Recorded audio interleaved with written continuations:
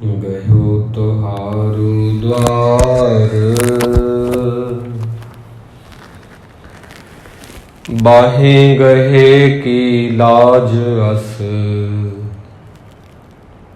गोविंद दास तुहार।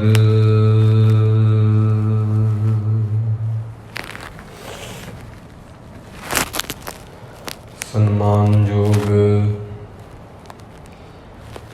गुरु की साजी हुई गुरु प्यारी साध संगत जी, ਵੱਡੇ ਭਾਗਾਂ ਦੇ ਨਾਲ ਗੁਰੂ ਸਾਹਿਬ ਜੀ ਦੇ ਸੋਹਣੇ ਚਰਨਾਂ ਵਿੱਚ ਸਜਣ ਦਾ ਕੀਮਤੀ ਸਮਾਂ ਸਾਨੂੰ ਪ੍ਰਾਪਤ ਹੋਇਆ ਹੈ। ਗੁਰਬਾਣੀ ਦੇ ਵਿਚਾਰ ਨੂੰ ਆਰੰਭ ਕਰੀਏ। ਪ੍ਰਥਮ ਸਨਿਮਰ ਫਤਿਹ ਪ੍ਰਵਾਨ ਕਰਨੀ ਜੀ। ਵਾਹਿਗੁਰੂ ਜੀ ਕਾ ਖਾਲਸਾ, ਵਾਹਿਗੁਰੂ ਜੀ ਕੀ ਫਤਿਹ। ਅੱਜ ਦਾ ਜੋ ਪਾਵਨ ਹੁਕਮਨਾਮਾ ਸਾਹਿਬ ਹੈ, ਇਹ ਬਹੁਤ ਪਿਆਰੇ ਭਗਤ ਸਹਿਬਾਨ ਜੀ,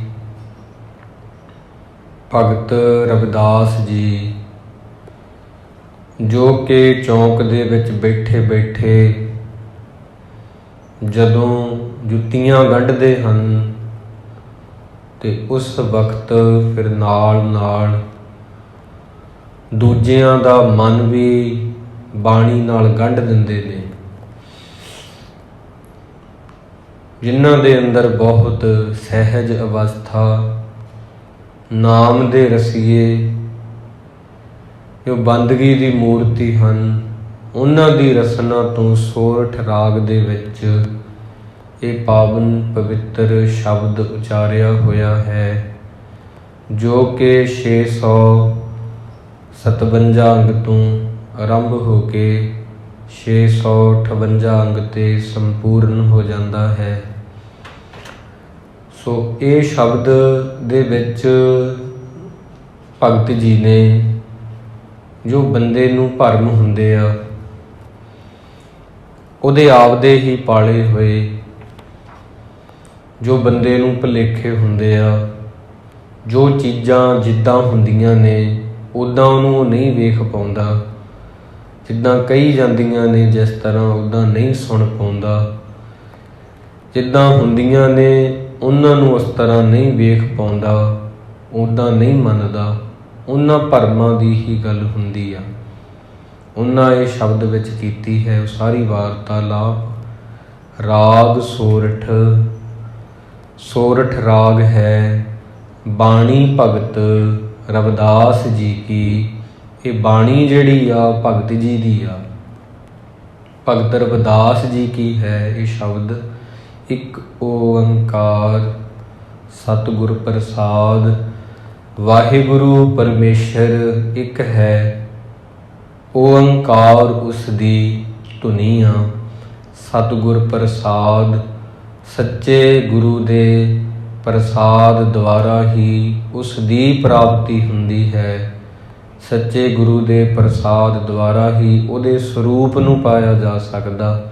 ਗੁਰੂ ਦੀ ਰਹਿਮਤ ਨਾਲ ਉਸ ਪਰਮੇਸ਼ਰ ਜੈਸੇ ਹੋਇਆ ਜਾ ਸਕਦਾ ਹੈ।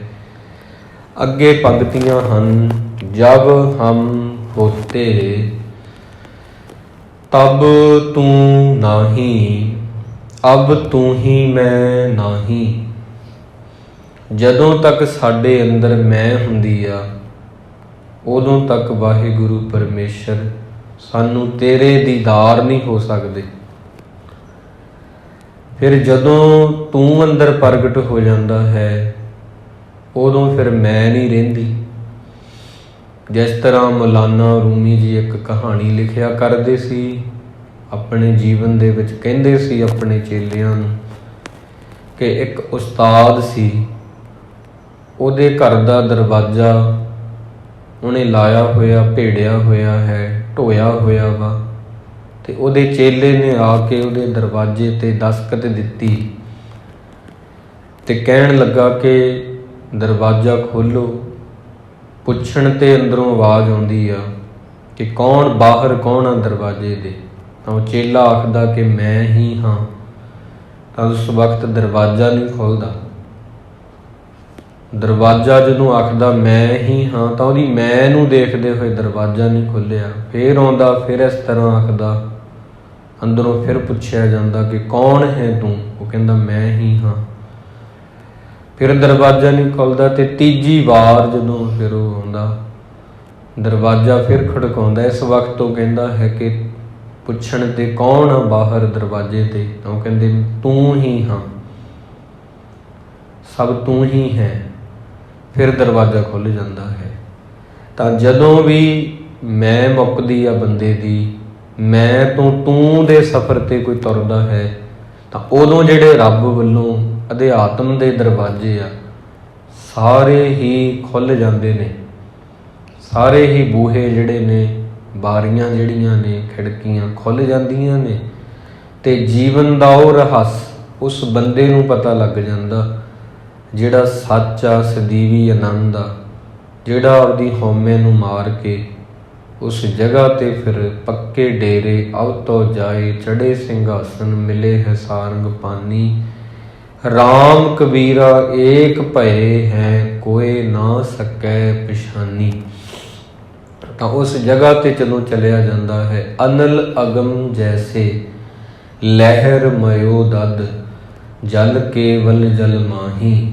ਅਨਲ ਅਗਮ ਜੈਸੇ ਲਹਿਰ ਮਯੋ ਦਦ, ਜਲ ਕੇਵਲ ਜਲ ਮਾਹੀ।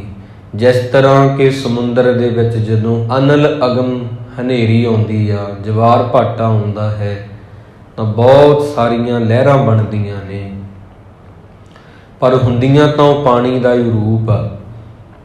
ਜਦੋਂ ਹਨੇਰੀ ਹਟ ਜਾਂਦੀ ਆ, ਜਦੋਂ ਸਾਰੀ ਚੀਜ਼ ਟਿਕਾ 'ਚ ਆ ਜਾਂਦੀ ਆ, ਫਿਰ ਪਤਾ ਲੱਗਦਾ ਪਾਣੀ ਹੀ ਲਹਿਰਾਂ ਨੇ, ਲਹਿਰਾਂ ਹੀ ਪਾਣੀ ਨੇ। ਸਮੁੰਦਰ ਹੀ ਲਹਿਰ ਹੈ, ਲਹਿਰ ਹੀ ਸਮੁੰਦਰ ਹੈ। ਬਿਲਕੁਲ ਇਸੇ ਤਰ੍ਹਾਂ ਜਿੰਨੇ ਵੀ ਜੀਅ ਹਨ ਉਹ ਸਾਰਿਆਂ ਵਿੱਚ ਰਮਿਆ ਹੋਇਆ ਹੈ। ਜਿੰਨੇ ਵੀ ਜੀਅ ਹਨ ਸਾਰੇ ਉਹਦੇ ਵਿੱਚ ਪਰੋਏ ਹੋਏ ਨੇ।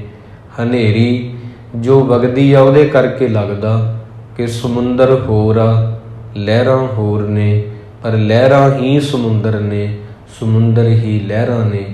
ਇਸ ਤਰ੍ਹਾਂ ਅਨਲ ਅਗਮ ਜੈਸੇ ਲਹਿਰ ਮਯੋ ਦਦ, ਜਲ ਕੇਵਲ ਜਲ ਮਾਹੀ। ਜਦੋਂ ਸ਼ਾਂਤ ਹੁੰਦਾ, ਪਾਣੀ ਖੜ ਜਾਂਦਾ ਬਿਲਕੁਲ, ਉਸ ਵਕਤ ਪਤਾ ਲੱਗਦਾ ਕਿ ਪਾਣੀ ਹੀ ਲਹਿਰ ਸੀ, ਲਹਿਰਾਂ ਹੀ ਪਾਣੀ ਨੇ, ਤਰੰਗਾਂ ਹੀ ਨਦੀ ਨੇ, ਨਦੀ ਹੀ ਤਰੰਗਾਂ ਨੇ। ਮਾਧਵੇ ਕਿਆ ਕਹੀਏ ਪ੍ਰਮ ਐਸਾ, ਹੇ ਮਾਧਵੇ, ਹੇ ਮਾਧੋ ਜੀ, ਕੀ ਕਹੀਏ ਕਿੰਨੇ ਭਰਮ ਸਾਨੂੰ ਲੱਗੇ ਹੋਏ ਨੇ। ਜੈਸਾ ਮਾਨੀਏ ਹੋਏ ਨਾ ਤੈਸਾ, ਜਿਸ ਤਰ੍ਹਾਂ ਮੰਨਣਾ ਚਾਹੀਦਾ ਹੈ ਉਹ ਨਹੀਂ ਅਸੀਂ ਮੰਨਦੇ, ਜੋ ਹੈ ਉਹਨੂੰ ਹੋਰ ਮੰਨਦੇ ਹਾਂ। ਇਸ ਤਰ੍ਹਾਂ ਜੋ ਵੀ ਚੀਜ਼ਾਂ ਪਈਆਂ ਨੇ ਉਸੇ ਤਰ੍ਹਾਂ ਨਹੀਂ ਉਹਨੂੰ ਵੇਖ ਪਾਉਂਦੇ। ਉਹਨੂੰ ਦੇਖਣ ਦਾ ਢੰਗ ਹੋਰ ਆ, ਸੁਣਨ ਦਾ ਢੰਗ ਉਹਨੂੰ ਹੋਰ ਆ।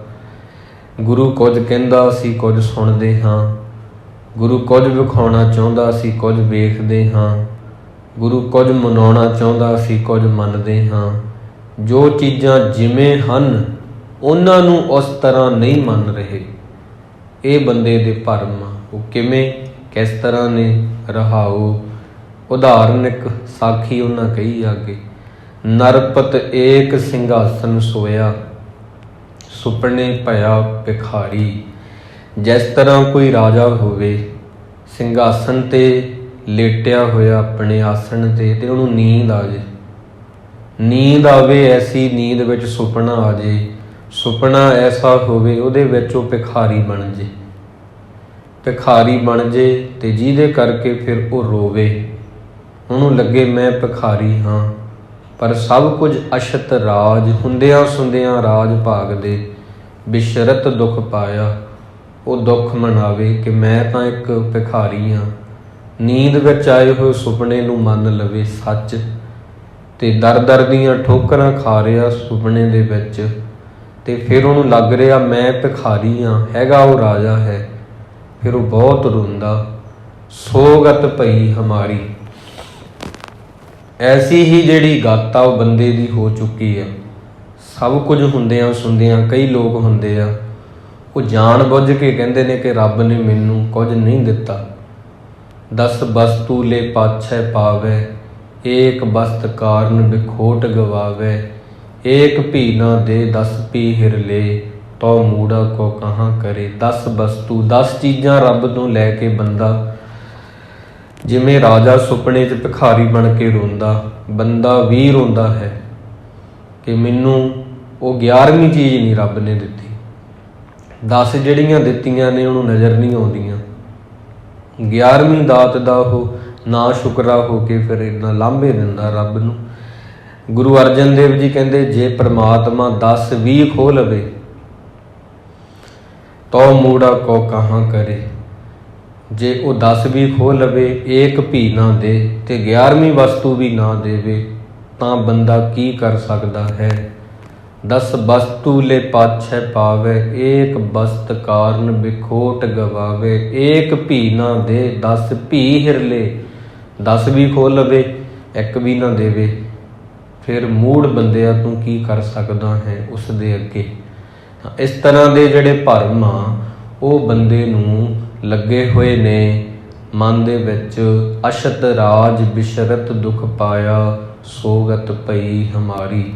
ਜਿਵੇਂ ਰਾਜਾ ਸੁਪਨੇ ਦੇ ਵਿੱਚ ਸੁਪਨੇ ਨੂੰ ਸੱਚ ਮੰਨ ਕੇ ਭਿਖਾਰੀ ਹੁੰਦਾ ਤੇ ਰੋਂਦਾ ਹੈ, ਬੰਦਾ ਵੀ ਕਈ ਭਰਮਾਂ ਦੇ ਵਿੱਚ ਪੈ ਕੇ ਜਿਹੜੇ ਕਿ ਬਿਲਕੁਲ ਹੈ ਹੀ ਨਹੀਂ ਹੈਗੇ ਉਹਨਾਂ ਕਰਕੇ ਦੁਖੀ ਹੁੰਦਾ।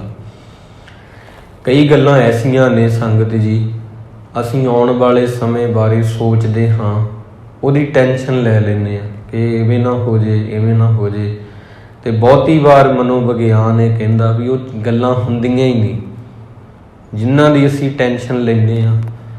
ਬਹੁਤੀ ਵਾਰ ਉਹ ਵਾਪਰਦੀਆਂ ਹੀ ਨਹੀਂ ਹੈਗੀਆਂ।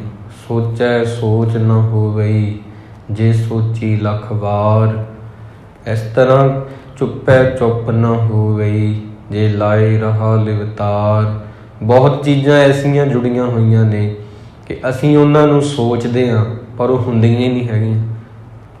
ਤਾਂ ਫਿਰ ਬੰਦੇ ਦਾ ਇਸ ਤਰ੍ਹਾਂ ਨਾਨਕ ਬੋਲਣ ਚੱਖਣਾ, ਬੰਦੇ ਦਾ ਇਸ ਤਰ੍ਹਾਂ ਵਾਰ-ਵਾਰ ਸੋਚਣਾ ਝੱਖ ਮਾਰਨ ਦੇ ਬਰਾਬਰ ਆ। ਇੱਕ ਉਹਦਾ ਭਰਮ ਆ, ਇੱਕ ਉਹਦਾ ਕਮਲ ਹੈ। ਨਾਮ ਬਿਨਾ ਸਭ ਕੂੜ ਗਾਲੀ ਹੋਛੀਆਂ, ਰਾਜ ਭੁਯੰਗ ਪ੍ਰਸੰਗ ਜੈਸੇ ਹੈ, ਅਬ ਕਛ ਮਰਮ ਜਨਾਇਆ। ਰਾਜ ਕਹਿੰਦੇ ਨੇ ਰੱਸੀ ਨੂੰ, ਇੱਥੇ ਭੁਯੰਗ ਕਹਿੰਦੇ ਨੇ ਸੱਪ ਨੂੰ, ਪ੍ਰਸੰਗ ਜੈਸੇ ਹੈ, ਅਬ ਕਛ ਮਰਮ ਜਨਾਇਆ। ਬੰਦਾ ਤਾਂ ਗੁਰੂ ਭਗਤ ਜੀ ਕਹਿੰਦੇ ਨੇ, ਰਵਿਦਾਸ ਜੀ, ਕਿ ਬੰਦਾ ਤਾਂ ਰੱਸੀ ਨੂੰ ਕਈ ਵਾਰ ਸੱਪ ਮੰਨ ਲੈਂਦਾ ਹੈ ਤੇ ਕਈ ਵਾਰ ਭੁਲੇਖਾ ਇੰਨਾ ਪੈ ਜਾਂਦਾ ਵੀ ਇਹ ਸੱਪ ਹੀ ਆ। ਰੱਸੀ ਜਿਹੜੀ ਹੁੰਦੀ ਉਹ ਰੱਸੀ ਆ, ਹਨੇਰੇ 'ਚ ਪਈ ਹੋਈ, ਕਈ ਵਾਰ ਰਸਤੇ 'ਚ ਪਈ ਹੋਈ। ਤਾਂ ਇਹ ਇੱਦਾਂ ਹੀ ਜਾਣੋ ਜੀ, ਜਿਵੇਂ ਕਈ ਵਾਰ ਰੱਸੀ ਹੁੰਦੀ ਆ, ਰਾਜ ਹੁੰਦੀ ਆ ਰੱਸੀ, ਭੁਯੰਗ ਹੁੰਦਾ ਸੱਪ। ਰੱਸੀ ਨੂੰ ਸੱਪ ਮੰਨ ਲੈਂਦੇ ਆ। ਇੱਦਾਂ ਹੀ ਹੋਰ ਤਰ੍ਹਾਂ ਦੇ ਭਰਮ ਬੰਦੇ ਨੇ ਮੰਨੇ ਹੋਏ ਆ ਜੋ ਕਿ ਹੈ ਨਹੀਂ। ਰੱਸੀ ਸੱਪ ਨਹੀਂ ਹੈਗੀ, ਬੰਦੇ ਨੇ ਮੰਨ ਲਿਆ ਉਹਨੂੰ, ਮੰਨਣ ਕਰਕੇ ਉਹ ਤੋਂ ਡਰਦਾ ਹੈ। ਇਸ ਕਰਕੇ ਕੁਝ ਭਰਮ ਐਸੇ ਆ ਜਿਹੜੇ ਹੈ ਹੀ ਨਹੀਂ ਨੇ, ਪਰ ਬੰਦੇ ਦੇ ਮੰਨਣ ਕਰਕੇ ਉਹਦੇ ਅੰਦਰ ਉਹਦਾ ਡਰ ਬਣਿਆ ਹੋਇਆ ਹੈ। ਇਨਸਾਨ ਨੇ ਆਪਣੇ ਆਪ ਨੂੰ ਕੁਝ ਮੰਨ ਲਿਆ, ਇਸ ਕਰਕੇ ਉਹਨੂੰ ਲੱਗਦਾ ਮੈਂ ਕੁਝ ਹਾਂ। ਇਹ ਵੀ ਉਹਦਾ ਭਰਮ ਹੈ। ਅਨਕ ਕਟਕ ਜੈਸੇ ਭੂਲ ਪਰੇ, ਅਬ ਕਹਤੇ ਕਹਿਣ ਨ ਆਇਆ। ਅਨੇਕਾਂ ਹੀ ਸੋਨੇ ਦੇ ਬਣੇ ਹੋਏ ਕਟਕ, ਗਹਿਣੇ ਜਿਹੜੇ ਹੁੰਦੇ ਆ ਸੋਨੇ ਤੋਂ ਹੀ ਬਣਦੇ ਆ, ਪਰ ਅਸੀਂ ਉਹਨੂੰ ਸੋਨਾ ਨਹੀਂ ਕਹਿੰਦੇ, ਅਸੀਂ ਉਹਨੂੰ ਕੜਾ ਕਹਿੰਦੇ ਹਾਂ, ਅਸੀਂ ਉਹਨੂੰ ਮੁੰਦਰੀ ਆਖਦੇ ਹਾਂ, ਛਾਪ ਆਖਦੇ ਹਾਂ, ਪੈਰਾਂ 'ਚ ਪਾਉਣ ਵਾਲੇ ਗਹਿਣੇ ਆ, ਜਾਂ ਉਸ ਦੇ ਬਣੇ ਹੋਏ ਬਰਤਨ, ਪਰ ਹੈਗੇ ਤਾਂ ਉਹ ਸੋਨਾ ਹੀ ਨੇ। ਬਿਲਕੁਲ ਇਸੇ ਹੀ ਤਰ੍ਹਾਂ ਬੰਦੇ ਨੂੰ ਭਰਮ ਹੈ ਕਿ ਪਰਮਾਤਮਾ ਅਤੇ ਉਹਦੀ ਦੁਨੀਆ, ਉਹਦੀ ਕੁਦਰਤ ਵੱਖ-ਵੱਖ ਆ। ਜਿਵੇਂ ਅਸੀਂ ਕਹਿੰਦੇ ਸੋਨਾ ਕੋਈ ਹੋਰ ਚੀਜ਼ ਆ, ਸੋਨੇ ਤੋਂ ਬਣੇ ਗਹਿਣੇ ਹੋਰ ਨੇ, ਪਰ ਹੈਗੇ ਉਹ ਸੋਨਾ ਹੀ ਨੇ। ਇਸ ਤਰ੍ਹਾਂ ਇਹ ਦੁਨੀਆ ਦੇ ਵਿੱਚ ਕਾਦਰ ਦੇ ਵਿੱਚ ਕੁਦਰਤ ਰਮੀ ਹੋਈ ਆ। ਬੰਦੇ ਨੂੰ ਇੱਕ ਭਰਮ ਆ ਜਿਹਦੇ ਕਰਕੇ ਵੱਖ-ਵੱਖ ਮੰਨਦਾ। ਸੋਨੇ ਨੂੰ ਵੱਖ ਦੱਸਦਾ, ਸੋਨੇ ਤੋਂ ਬਣੇ ਹੋਏ ਗਹਿਣਿਆਂ ਨੂੰ ਵੱਖ ਦੱਸਦਾ ਹੈ। ਤਾਂ ਇਹ ਅਬ ਕਹਿਤੇ ਕਹਿਣ ਨਾ ਆਇਆ। ਇਹੀ ਤਰ੍ਹਾਂ ਦੇ ਭਰਮ ਆ ਬੰਦੇ ਨੂੰ। ਸਰਬੇ ਏਕ ਅਨੇਕੈ ਸੁਆਮੀ, ਸਭ ਕਟ ਭੋਗ ਵੈ ਸੋਈ। ਸਰਬੇ ਏਕ, ਸਾਰਿਆਂ ਦੇ ਵਿੱਚ ਇੱਕ ਹੀ, ਅਨੇਕਾਂ ਦੇ ਵਿੱਚ ਇੱਕ ਹੀ ਸੁਆਮੀ। ਸੁਆਮੀ ਜੀ ਰੱਬ ਜੀ ਭਾਵ ਰਮੇ ਹੋਏ ਆ, ਸਾਰਿਆਂ ਵਿੱਚ ਬੈਠੇ, ਸਭ ਨੂੰ ਹੀ ਵੇਖ ਰਹੇ ਆ, ਸਭ ਨੂੰ ਹੀ ਭੋਗ ਰਹੇ ਆ। ਘਟਾਂ ਘਟਾਂ ਦੇ ਵਿੱਚ ਅਖੀਰਲੀ ਪੰਕਤੀ ਹੈ, ਕਹਿ ਰਵਿਦਾਸ, ਕਹਿ ਰਵਿਦਾਸ ਹਾਥ ਪੈ ਨੇਰੈ, ਸਹਿਜੇ ਹੋਏ ਸੋ ਹੋਈ। ਭਗਤ ਰਵਿਦਾਸ ਜੀ ਕਹਿੰਦੇ ਉਹ ਤਾਂ ਹੱਥਾਂ ਤੋਂ ਵੀ ਨੇੜੇ ਸੀਗਾ ਰੱਬ ਤੇਰੇ ਬੰਦਿਆ, ਤੇਰੇ ਅੰਗਾਂ ਤੋਂ ਵੀ ਤੇਰੇ ਨੇੜੇ ਸੀ ਬੰਦਿਆ, ਤੇ ਸਹਿਜੇ ਹੋਏ ਸੋ ਹੋਈ। ਜੋ ਉਹ ਕਰਦਾ ਹੈ ਉਹ ਹੀ ਹੁੰਦਾ ਹੈ, ਉਸ ਤੋਂ ਬਿਨਾਂ ਹੋਰ ਕੁਝ ਵੀ ਨਹੀਂ ਹੁੰਦਾ। ਸਹਿਜੇ ਹੋਏ ਸੋ ਹੋਈ, ਜੋ ਕਰ ਰਿਹਾ ਉਹੀ ਹੋਵੇਗਾ। ਬੀਓ ਪੂਛ ਨਾ ਮਸਲਤ ਧਰੈ, ਜੋ ਕਿਛ ਕਰੈ ਸੋ ਆਪੇ ਕਰੈ। ਇਨਸਾਨ ਜਿਹੜਾ ਹੈ ਉਹਨੂੰ ਲੱਗਦਾ ਕਿ ਹੋ ਰਿਹਾ ਮੇਰੇ ਕਰਕੇ। ਜਦੋਂ ਇਨਸਾਨ ਨਹੀਂ ਹੁੰਦਾ, ਮਰ ਜਾਂਦਾ, ਘਰ ਉਦੋਂ ਵੀ ਚੱਲਦੇ ਆ, ਸਹੀ ਤਰੀਕੇ ਨਾਲ ਚੱਲਦੇ ਆ, ਵਧੀਆ ਤਰੀਕੇ ਨਾਲ ਚੱਲਦੇ ਆ। ਇਸ ਤਰ੍ਹਾਂ ਤੇ ਭਗਤ ਜੀ ਕਹਿ ਰਹੇ ਆ ਕਿ ਬੰਦਿਆ ਤੂੰ ਆਪਦੇ ਭਰਮਾਂ ਨੂੰ ਦੂਰ ਕਰ। ਜਬ ਹਮ ਹੋਤੇ ਤਬ ਤੂੰ ਨਾਹੀਂ, ਤੂੰ ਕਹਿ ਵੀ ਮੈਂ ਕੁਝ ਨਹੀਂ ਹਾਂ। ਗੁਰੂ ਸਾਹਿਬ ਕੋਲ ਆ ਕੇ ਕਹਿ ਦੇ ਕਿ ਮੈਂ ਕੁਝ ਨਹੀਂ ਹਾਂ। ਜੇਕਰ ਇਹ ਚੀਜ਼ ਹੋ ਜਾਵੇ, ਜਿਨ ਤੇਰੀ ਮਨ ਬਣਤ ਬਣਾਈ, ਊਠਤ ਬੈਠਤ ਸਦ ਤਿਸੇ ਤੇ ਆਈ।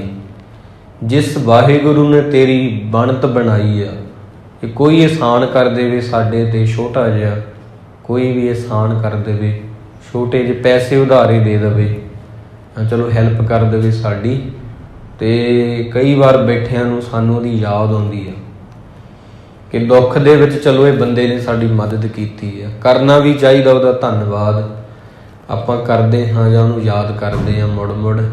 ਪਰ ਜਿਨ ਤੇਰੀ ਮਨ ਬਣਤ ਬਣਾਈ, ਜਿਹੜੇ ਰੱਬ ਨੇ ਤੇਰੀ ਮਦਦ ਹੀ ਨਹੀਂ ਕੀਤੀ ਸਗੋਂ ਤੈਨੂੰ ਬਣਾਇਆ ਵੀ ਆ, ਜਿਹਦੇ ਕਰਕੇ ਤੂੰ ਹੈ, ਜਿਹਦੇ ਕਰਕੇ ਤੇਰਾ ਵਜੂਦ ਹੈ। ਜਿਨ ਤੇਰੀ ਮਨ ਬਣਤ ਬਣਾਈ, ਤਾਂ ਉਹਦੇ ਗੁਣ ਵੀ ਯਾਦ ਰੱਖ। ਊਠਤ ਬੈਠਤ ਸਦ ਤਿਸੇ ਤੇ ਆਈ, ਉੱਠਦਿਆਂ ਬਹਿੰਦਿਆਂ ਨੂੰ ਯਾਦ ਕਰ। ਇਹੀ ਤੇਰੀ ਜ਼ਿੰਦਗੀ ਲਈ ਸਭ ਤੋਂ ਵੱਡਾ, ਇਹੀ ਤੇਰੀ ਜ਼ਿੰਦਗੀ ਲਈ ਸਭ ਤੋਂ ਵੱਡਾ ਲਾਹਾ ਹੈ ਬੰਦਿਆ। ਇਹਨੂੰ ਤੂੰ ਮਨ ਦੇ ਵਿੱਚ ਵਸਾ। ਇਹ ਭਗਤ ਜੀ ਨੇ ਅੱਜ ਦਾ ਹੁਕਮਨਾਮਾ ਜਿਹੜਾ ਸੀ ਉਹਦੇ ਆਪਾਂ ਅਰਥ ਕੀਤੇ ਆ। ਸੋ ਹੁਣ ਜੋ ਜੂਨ ਦੇ ਵਿੱਚ ਫਿਰ ਚੜ੍ਹਿਆ ਮਹੀਨਾ ਜੂਨ ਦਾ, ਸਾਡੇ ਸੀਨੇ ਪਾਉਂਦਾ ਛੇਕ, ਤੂੰ ਲਾਂਬੂ ਲਾਇਆ ਤਖਤ ਨੂੰ, ਸਾਨੂੰ ਅੱਜ ਵੀ ਦਿੰਦਾ ਸੇਕ। ਤੂੰ ਮੌਤ ਦਾ ਤਾਂਡਵ ਰਚਿਆ, ਨਾ ਤੈਨੂੰ ਕੋਈ ਦਰੇਗ, ਤੇਰੀ ਟੈਂਕ ਵੀ ਉਸਨੇ ਫੁੰਡ ਤੇ, ਜਿਹਨੂੰ ਕਹਿੰਦੇ ਜਰਨਲ ਸੁਬੇਗ। ਉੱਥੇ ਲੜਿਆ ਚੇਲਾ ਮਰਦ ਦਾ, ਤੇਰੇ ਥਰ ਥਰ ਕੰਬਣ ਕਰਨੈਲ। ਉਹ ਪੁੱਤ ਸੀ ਗੁਰੂ ਗੋਬਿੰਦ ਦਾ, ਜਿਹਨੂੰ ਕਹਿੰਦੇ ਸੰਤ ਜਰਨੈਲ। ਉਹ ਪੁੱਤ ਸੀ ਗੁਰੂ ਗੋਬਿੰਦ ਦਾ, ਜਿਹਨੂੰ ਕਹਿੰਦੇ ਸੰਤ ਜਰਨੈਲ। ਹੁਣ ਜਿਹੜੇ 1984 ਜੂਨ ਘੱਲੂਘਾਰਾ ਸ਼ਹੀਦਾਂ ਦੀ ਯਾਦ ਵਿੱਚ ਸਮਰਪਿਤ, ਜੋ ਅੱਜ ਗੁਰਦੁਆਰਾ ਸਾਹਿਬ ਜੀ ਦੇ ਵਿੱਚ ਸ਼ਹੀਦਾਂ ਦੀ ਯਾਦ ਵਿੱਚ, ਸੰਤਾਂ ਮਹਾਂਪੁਰਖਾਂ ਦੀ ਯਾਦ ਵਿੱਚ, ਜਿਨ੍ਹਾਂ ਨੇ ਆਪਣੇ ਹੱਕਾਂ ਦੀ ਖਾਤਰ, ਆਪਣੇ ਹੱਕ ਜਿਹੜੇ ਨੇ ਉਹਨਾਂ ਨੂੰ ਲੈਣ ਦੀ ਖਾਤਰ, ਜੋ ਮੌਕੇ ਦੀ ਸਰਕਾਰ ਸੀਗੀ, ਵਕਤ ਦੀ ਹਕੂਮਤ ਸੀ ਉਸ ਵਕਤ, ਉਹਦੇ ਨਾਲ ਮੱਥਾ ਲਾਇਆ ਤੇ ਆਪਦੇ ਸਰੀਰ ਦੀ ਨਾ ਪਰਵਾਹ ਕਰਦੇ ਹੋਏ ਤੇ ਠੀਕਰੀ ਭੰਨ ਦਿੱਤੀ। ਹੁਣ ਉਹਨਾਂ ਦੀ ਯਾਦ ਦੇ ਵਿੱਚ ਕੁਝ ਸ਼ਬਦ ਆਪਾਂ ਅੱਜ ਕਹਿਣੇ ਨੇ। ਸੋ ਅੰਮ੍ਰਿਤ ਵੇਲੇ ਤੋਂ ਪਹਿਲਾਂ ਨਿਤਨੇਮ ਹੋਇਆ ਹੈ। ਸਮੁੱਚੇ ਹੀ ਸ਼ਹੀਦਾਂ ਦੀ ਯਾਦ ਵਿੱਚ, ਜਿਹੜੇ 1984 ਦੇ ਵਿੱਚ ਸ਼ਹਾਦਤ ਦਾ ਜਾਮ ਪੀ ਗਏ, ਭਾਵੇਂ ਉਹ ਸੰਤ ਜਰਨੈਲ ਸਿੰਘ ਜੀ ਸਨ, ਭਾਵੇਂ ਉਹ ਭਾਈ ਅਮਰੀਕ ਸਿੰਘ ਜੀ ਸਨ, ਭਾਵੇਂ ਕਿ ਉਹ ਜਰਨਲ ਸੁਬੇਗ ਸਿੰਘ ਜੀ ਸਨ, ਭਾਵੇਂ ਮਹਾਰਾਜ ਦੇ ਜਿਹੜੇ ਰੱਬ ਦੇ ਪਿਆਰੇ ਸਾਧੂ ਸੰਤਾਂ ਦੇ ਨਾਲ ਰਹਿਣ ਵਾਲੇ ਸਿੱਖ ਸੀਗੇ ਜਿੰਨੇ ਨੌਜਵਾਨ, ਉਹਨਾਂ ਦੇ ਭਾਵੇਂ ਉਹ ਬੀਬੀਆਂ ਸੀ, ਭਾਵੇਂ ਉਹ ਗੁਰੂ ਅਰਜਨ ਦੇਵ ਜੀ ਦੇ ਸ਼ਹੀਦੀ ਸਮਾਗਮ 'ਤੇ ਨਤਮਸਤਕ ਹੋਣ ਲਈ ਗਏ ਪਰ ਗੋਲੀ ਖਾ ਕੇ ਸ਼ਹੀਦ ਹੋ ਗਏ, ਉਹਨਾਂ ਸਾਰਿਆਂ ਦੀ ਯਾਦ ਵਿੱਚ ਸੁਖਮਨੀ ਸਾਹਿਬ ਜੀ ਦਾ ਪਾਠ ਕੀਤਾ ਗਿਆ ਹੈ। ਸੋ ਗੁਰੂ ਪਿਆਰਿਓ, ਆਓ ਹੁਣ ਆਪਾਂ ਉਹਨਾਂ ਦੀ ਯਾਦ ਵਿੱਚ ਕੁਝ ਜਿਹੜੇ ਸ਼ਬਦ ਨੇ ਉਹਨਾਂ ਦਾ ਕੀ ਕਿਵੇਂ ਹੋਇਆ ਉੱਥੇ, ਜੋ ਉਹਦੇ ਬਾਰੇ ਥੋੜ੍ਹਾ ਕਹਿਣ ਦਾ ਯਤਨ ਕਰਾਂਗੇ, ਜਿਵੇਂ ਗੁਰੂ ਸਾਹਿਬ ਜੀ ਬੁਲਾਉਣਗੇ ਤਿਵੇਂ। ਤਾਂ ਜਦੋਂ ਦਰਬਾਰ ਸਾਹਿਬ ਜੀ, ਜਿਹਨੂੰ ਸਿੱਖਾਂ ਦਾ ਦਿਲ ਕਹੀਏ, ਕੋਈ ਅਤਕਥਨੀ ਨਹੀਂ ਹੈਗੀ, ਆਪਾਂ ਕਹਿ ਦਈਏ ਪ੍ਰਭ ਹਰਮੰਦਰ ਸੋਹਣਾ ਤਿਸ ਮੈਂ ਮਾਣਕ ਲਾਲ, ਜੇ ਉਹਨੂੰ ਕਹਿ ਦਈਏ ਕਿ ਸਾਡਾ ਉਹ ਦਿਲ ਆ ਸ੍ਰੀ ਅਕਾਲ ਤਖਤ ਸਾਹਿਬ, ਹਰਮੰਦਰ ਸਾਹਿਬ, ਕੋਈ ਇਹਦੇ ਵਿੱਚ ਅਤਕਥਨੀ ਨਹੀਂ, ਇਹ ਸਹੀ ਆ। ਜਿੰਨੇ ਵੀ ਧਾਰਮਿਕ ਸਥਾਨ ਆ, ਤਖਤ ਸਾਹਿਬਾਨ ਆ, ਚਾਹੇ ਧਾਮ ਆ, ਉਹਨਾਂ ਵਿੱਚ ਸਾਡੀ ਜਾਨ ਵਸਦੀ ਹੈ। ਅਤੇ ਉੱਥੇ ਬਹੁਤ ਹੀ ਪਿਆਰੇ ਰੱਬ ਦੇ, ਜਿਨ੍ਹਾਂ ਨੇ ਪਹਿਲਾਂ ਹਜ਼ੂਰ ਸਾਹਿਬ ਬਹੁਤ ਬੰਦਗੀ ਕੀਤੀ ਆ, ਜੋ ਕਿ ਦਮਦਮੀ ਟਕਸਾਲ ਦੇ ਮੁਖੀ ਹਨ, ਅੱਜ ਵੀ ਜਿਨ੍ਹਾਂ ਦਾ ਨਾਮ ਸਿਤਾਰਿਆਂ ਵਾਂਗ ਚਮਕਦਾ ਹੈ, ਤਾਂ ਉਹਨਾਂ ਨੇ ਉੱਥੇ ਜਾ ਕੇ ਜੋ ਅਨੰਦਪੁਰ ਸਾਹਿਬ ਦਾ ਮਤਾ ਸੀ, ਉਹਦੇ ਵਿੱਚ ਜੋ ਗੱਲਾਂ ਲਿਖੀਆਂ ਨੇ, ਜੋ ਚਾਹੇ ਫਸਲਾਂ ਵਾਸਤੇ ਆ ਉਹਦੇ ਵਿੱਚ ਲਿਖੀਆਂ, ਉਹ ਸਭ ਬੰਦੇ ਦੇ ਹੱਕਾਂ ਵਾਸਤੇ ਆ। ਉਹਨੂੰ ਜਿਹੜੇ ਪੜ੍ਹੇ ਲਿਖੇ ਵਰਗ ਨੇ ਉਹ ਮੰਨਦੇ ਆ ਕਿ ਇਹ ਮਤਾ ਸਹੀ ਆ। ਉਹਦੇ ਵਿੱਚ ਕੁਝ ਮਤਾ ਸੀ, ਕੁਝ ਗੱਲਾਂ ਸਾਡੀਆਂ ਮੰਨੀਆਂ ਗਈਆਂ, ਚਲੋ ਕੁਝ ਨਹੀਂ ਮੰਨੀਆਂ ਗਈਆਂ। ਹਰਿਮੰਦਰ ਸਾਹਿਬ ਤੋਂ ਲਾਈਵ ਟੈਲੀਕਾਸਟ ਹੋਵੇ ਕੀਰਤਨ ਦਾ, ਆਨੰਦਪੁਰ ਸਾਹਿਬ ਦੇ ਮਤੇ ਵਿੱਚ ਸੀ ਕਿ ਹਰਿਮੰਦਰ ਸਾਹਿਬ ਵਿੱਚ ਜੋ ਕੀਰਤਨ ਹੁੰਦਾ ਤੇ ਉਹਦਾ ਘਰਾਂ ਵਿੱਚ ਪ੍ਰਸਾਰ ਹੋਵੇ, ਘਰ ਬੈਠਿਆਂ ਨੂੰ ਹੋਣਾ ਚਾਹੀਦਾ ਉਹ ਕੀਰਤਨ ਜੋ ਅੱਜ ਹੋ ਰਿਹਾ। ਤਾਂ ਉਹਦੇ ਵਿੱਚ ਇੱਕ ਵੀ ਗੱਲ ਗਲਤ ਨਹੀਂ ਹੈਗੀ ਜੋ ਮਹਾਂਪੁਰਖਾਂ ਨੇ ਕਹੀ। ਉਦੋਂ ਜਦੋਂ ਮਹਾਂਪੁਰਖ ਹੁੰਦੇ ਆ, ਉਦੋਂ ਕਈ ਵਾਰ ਸਾਨੂੰ ਲੱਗਦਾ ਵੀ ਉਹ ਸਹੀ ਨਹੀਂ ਕਹਿ ਰਹੇ। ਕੁਝ ਲੋਕ ਹੁੰਦੇ ਆ, ਜਿਹੜੀ ਸਰਕਾਰ ਹੁੰਦੀ ਆ, ਜਿਹੜੇ ਸੰਤ ਹੁੰਦੇ ਆ, ਸੰਤਾਂ ਦਾ ਸਰਕਾਰ ਨਾਲ ਕੋਈ ਮੇਲ ਨਹੀਂ ਹੁੰਦਾ ਕਦੇ ਵੀ, ਇਹਨਾਂ ਦੀ ਕਦੇ ਨਹੀਂ ਬਣਦੀ। ਪਹਿਲਾਂ ਤੁਸੀਂ ਇਹ ਗੱਲ ਨੂੰ ਸਮਝੋ, ਭਗਤਾਂ ਤੇ ਸੰਸਾਰੀਆਂ ਜੋੜ ਕਦੇ ਨਾ ਆਇਆ। ਸਰਕਾਰੀ ਬੰਦੇ ਜਿਹੜੇ ਹੁੰਦੇ ਆ, ਇਹਨਾਂ ਕੋਲ ਸਤਾ ਦਾ ਨਸ਼ਾ ਹੁੰਦਾ। ਸੰਤ ਜਿਹੜੇ ਹੁੰਦੇ ਆ ਉਹ ਸੱਚ ਦੇ ਖੜੇ ਹੁੰਦੇ ਆ। ਨਾ ਸੰਤ ਕਦੇ ਵਿਕਦੇ ਨੇ, ਨਾ ਸੰਤ ਕਦੇ ਪੁਰਾਣੇ ਹੁੰਦੇ ਨੇ। ਸੰਤ ਕਦੇ ਪੁਰਾਣਾ ਨਹੀਂ ਹੁੰਦਾ, ਸਦੀਆਂ ਬਾਅਦ ਵੀ ਉਹਦਾ ਨਾਮ ਹੀ ਚਮਕਦਾ। ਜਿਹੜੇ ਆਪ ਨਹੀਂ ਵਿਕਦੇ ਉਹਨਾਂ ਦੀਆਂ ਤਸਵੀਰਾਂ ਵਿਕਦੀਆਂ ਨੇ। ਤਾਂ ਜਿਹੜੇ ਇੰਦਰਾ ਗਾਂਧੀ ਨੂੰ ਕਹਿ ਰਹੇ ਸੀਗੇ ਫੌਜੀ ਜਰਨੈਲ, ਉਹਨਾਂ ਦੇ ਨਾਮ ਸੀਗੇ ਸੁੰਦਰ ਜੀ, ਉਹਨਾਂ ਦਾ ਇੱਕ ਦਾ ਨਾਮ ਸੀ ਦਿਆਲ, ਇੱਕ ਸੀਗਾ ਬਰਾੜ। ਇਹ ਕਹਿਣ ਲੱਗੇ ਇੰਦਰਾ ਗਾਂਧੀ ਨੂੰ ਕਿ 2 ਘੰਟਿਆਂ ਦੇ ਵਿੱਚ ਅਸੀਂ, ਜਿਹਨੂੰ ਸੰਤ ਜਰਨੈਲ ਸਿੰਘ ਕਹਿੰਦੇ ਆ, ਤੇ ਉਹਨਾਂ ਦੇ ਕੁਝ ਸਾਥੀ ਆ, 2 ਘੰਟਿਆਂ ਵਿੱਚ ਉਹਨਾਂ ਨੂੰ ਫੜ ਕੇ ਜਿੰਦਾ ਜਾਂ ਮੁਰਦਾ ਅਸੀਂ ਇਹ ਸਾਰਾ ਮਿਸ਼ਨ ਜਿਹੜਾ ਕੰਪਲੀਟ ਕਰ ਦਾਂਗੇ। ਉਹਨਾਂ ਨੇ ਜਦੋਂ 1 ਜੂਨ ਤੋਂ ਸਾਰੀ ਗੱਲ ਸ਼ੁਰੂ ਹੁੰਦੀ ਆ, ਹਰਿਮੰਦਰ ਸਾਹਿਬ ਦੇ ਵਿੱਚ ਹਮਲਾ ਕੀਤਾ ਜਾਂਦਾ ਹੈ। ਉਸ ਵਕਤ ਕੀਰਤਨ ਹੋ ਰਿਹਾ ਸੀਗਾ ਜਦੋਂ ਇਸ ਤਰ੍ਹਾਂ ਗੋਲੀਆਂ ਚੱਲਦੀਆਂ ਨੇ, ਤੇ ਉਦੋਂ ਫਿਰ 72 ਘੰਟੇ ਉਦੋਂ ਬਾਅਦ ਬੀਤ ਗਏ। ਉਹ ਸੰਤਾਂ ਦਾ ਵਾਲ ਵੀ ਵਿੰਗਾ ਨਹੀਂ ਕਰ ਸਕੇ ਸੀ। ਜਿਨ੍ਹਾਂ ਕੋਲ CRP ਫੌਜ ਆ, ਸੈਂਟਰਲ ਰਿਜ਼ਰਵ ਜਿਹੜੀ ਫੋਰਸ ਆ, ਜਿਨ੍ਹਾਂ ਕੋਲ BSF ਆ, ਬਾਰਡਰ ਸਿਕਿਉਰਿਟੀ ਫੋਰਸ ਆ, ਇੰਨੇ ਤਰ੍ਹਾਂ ਦੀਆਂ ਜਿਹੜੀਆਂ ਫੌਜਾਂ ਲੈ ਕੇ ਆਏ ਆ, ਬਹੁਤ ਸਾਰਾ ਅਸਲਾ, ਜਿਹਨੂੰ ਕਹਿੰਦੇ ਨੇ ਕਿ ਵੱਡੀ ਜੰਗ ਵੀ ਲੱਗ ਜੇ ਨਾ ਤੇ ਉਹਦੇ ਵਿੱਚ ਵੀ ਇਸਤੇਮਾਲ ਨਹੀਂ ਕਰੀਦਾ। ਕੁਝ ਗੈਸਾਂ ਇਹੋ ਜਿਹੀਆਂ ਸੀਗੀਆਂ ਕਿ ਉਹਨੂੰ ਆਪਾਂ ਵਰਤ ਨਹੀਂ ਸਕਦੇ। ਇਹਨਾਂ ਨੇ ਉਹ ਹਰਿਮੰਦਰ ਸਾਹਿਬ 'ਤੇ ਵਰਤੀਆਂ। ਤੇ ਹਰਿਮੰਦਰ ਸਾਹਿਬ ਦਾ ਜਿਹੜਾ ਉੱਥੇ ਗੁਰੂ ਰਾਮਦਾਸ ਜੀ ਦੀ ਕਲਾ ਵਰਤਦੀ ਹੈ, ਉਹਦੇ ਬਾਰੇ ਮੈਂ ਇੱਕ ਜ਼ਿਕਰ ਕਰਨਾ ਚਾਹੂੰਗਾ, ਕਿਉਂਕਿ ਹੋਇਆ ਉੱਥੇ ਬਹੁਤ ਕੁਝ ਆ। ਤਾਂ ਜਦੋਂ ਆਪਾਂ ਉਹਦੇ ਬਾਰੇ ਦੱਸਣ ਲੱਗ ਜਾਈਏ ਫਿਰ ਤਾਂ ਸ਼ਬਦ ਹੀ ਨਹੀਂ ਮੁੱਕਣੇ ਹੈਗੇ। ਇਹਨਾਂ ਨੇ ਇੱਕ ਖਾਸ ਤਰ੍ਹਾਂ ਦੀ ਗੈਸ ਉੱਥੇ ਛੱਡੀ ਸੀਗੀ, ਇਹਨੂੰ CS ਕਹਿੰਦੇ ਨੇ। ਵੈਸੇ ਉਹ ਛੱਡ ਨਹੀਂ ਸਕਦੇ, ਮਨਾਹੀ ਆ ਕਿ ਬਹੁਤ ਜ਼ਹਿਰੀਲੀ ਹੁੰਦੀ ਹੈ ਗੈਸ ਉਹ। ਇਹਨਾਂ ਨੇ ਸਿੰਘਾਂ 'ਤੇ ਉਹ ਛੱਡੀ ਗੈਸ, ਉਹਦੇ ਨਾਲ ਸਿੰਘਾਂ ਦੇ ਜਿਹੜੀ ਅੱਖਾਂ ਸੀਗੀਆਂ ਲਾਲ ਹੋ ਗਈਆਂ, ਸਾਹ ਲੈਣਾ ਔਖਾ ਹੋ ਗਿਆ, ਸਾਰੇ ਜਿਹੜਾ ਮੁਖੜੇ ਸੀ, ਚਿਹਰੇ ਸੀਗੇ, ਉਹ ਸਾਰੇ ਸੁੱਜ ਗਏ। ਇਹੋ ਜਿਹੀ ਗੈਸ ਸੀਗੀ ਉਹ।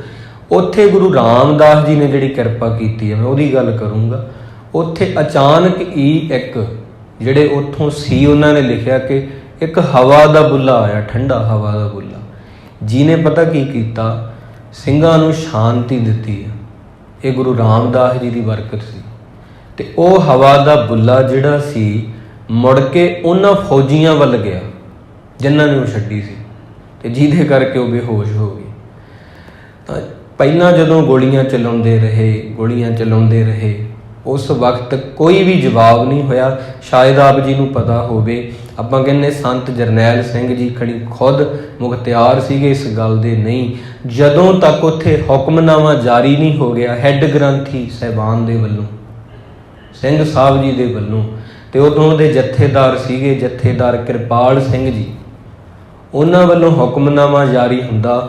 2 ਤਰੀਕ ਨੂੰ ਹੁਕਮਨਾਮਾ ਜਾਰੀ ਕਰਦੇ ਨੇ, ਤੇ ਸਾਹਿਬ ਸਿੰਘ ਸੀਗੇ ਹੈੱਡ ਗ੍ਰੰਥੀ, ਤੇ ਕਿਰਪਾਲ ਸਿੰਘ ਜੀ ਸੀਗੇ ਜਥੇਦਾਰ ਮੌਕੇ ਦੇ। ਉਹਨਾਂ ਨੇ ਹੁਕਮਨਾਮੇ ਵਿੱਚ ਲਿਖਿਆ 2 ਜੂਨ ਨੂੰ ਕਿ ਇਹ ਜਿਹੜੀ BSF ਫੌਜ ਆ, CRP ਆ, ਸੈਂਟਰਲ ਰਿਜ਼ਰਵ ਪੁਲਿਸ ਫੋਰਸ ਆ, ਬਾਰਡਰ ਸਿਕਿਉਰਿਟੀ ਫੋਰਸ ਆ, ਇਹ ਇਕੱਠੇ ਹੋ ਕੇ ਆਏ ਆ। ਇਹਨਾਂ ਨੇ ਹਰਿਮੰਦਰ ਸਾਹਿਬ ਦੀ ਪਵਿੱਤਰਤਾ ਨੂੰ ਭੰਗ ਕੀਤਾ ਹੈ। ਪਹਿਲਾਂ ਵੀ ਜਦੋਂ ਬਾਬਾ ਦੀਪ ਸਿੰਘ ਜੀ ਨੇ ਇਸ ਤਰ੍ਹਾਂ ਕੀਤਾ ਸੀ, ਉਹਨਾਂ ਦੁਸ਼ਟਾਂ ਨੇ ਉਹਨਾਂ ਨੂੰ ਸੋਧਾ ਲਾਇਆ ਸੀ, ਤੇ ਉਸ ਤੋਂ ਪਹਿਲਾਂ ਵੀ ਇਹ ਸਭ ਕੁਝ ਹੁੰਦਾ ਰਿਹਾ। ਭਾਈ ਸੁੱਖਾ ਸਿੰਘ ਤੇ ਮਹਿਤਾਬ ਸਿੰਘ ਜੀ ਨੇ ਮੱਸੇ ਰੰਗੜ ਦਾ ਸਿਰ ਇੱਥੇ ਹੀ ਵੱਢਿਆ ਸੀ, ਉਹ ਵੀ ਆਏ ਸੀਗੇ। ਤਾਂ ਹੁਣ ਜਦੋਂ ਇਹ ਹਰਿਮੰਦਰ ਸਾਹਿਬ ਦੀ ਪਵਿੱਤਰਤਾ ਭੰਗ ਕਰ ਰਹੇ ਆ, ਇਹਨਾਂ ਨੂੰ ਰੋਕਣ ਲਈ ਉਹ ਕਦਮ ਚੁੱਕੇ ਜਾ ਸਕਦੇ ਆ ਜੋ ਕਿ ਇੱਕ ਸੰਤ ਹੋਣ ਤੋਂ ਬਾਅਦ ਸਿਪਾਹੀ ਦੇ ਕਦਮ ਹੁੰਦੇ ਆ।